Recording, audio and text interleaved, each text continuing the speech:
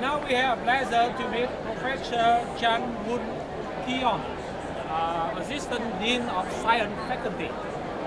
Science faculty is one of the biggest faculty in NUS. And may I have a question to you that Professor Chan, so far could you please tell us that what the advantage of science faculty, where faculty can offer any advantage to students when they apply? Yes, actually the science faculty is very progressive. So one of our major programs at the moment is to send students for exchange program. And we actually have a lot of tied up with very important universities, for instance with MIT, with Cambridge, with King's College, so that you are able to do research with them. And at the same time, of course, our programs are now multidisciplinary. So we give you a lot of chance to just not do one area. You actually get to specialize in at least 2 to 3 areas. So, and we are introducing actually many cutting-edge programs. So you will find that actually now our major push is actually into environmental science. So we have environmental chemistry and environmental biology. All right. Could you please tell us that any good job opportunity for students after graduation? Okay. At the moment, I think the government's aim is very clear. I think the first thing we acknowledge, of course, is that a lot of students may not want to have a basic science degree. But at the same time, you understand that a lot of the recent development in the world is based on scientific advancement, right?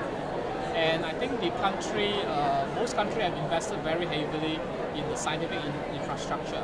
For instance, the government of Singapore has already invested something close to about $10 billion. And in the next 3 to 5 years, they will continue to invest another $10 billion.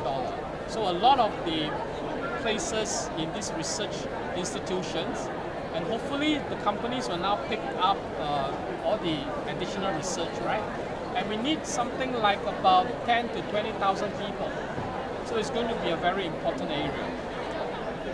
So far, that Vietnamese students currently studying, I think, many science faculty. Could you please tell us your comment about that? Good that you asked this question, because I actually have a postgraduate student now that's currently under me.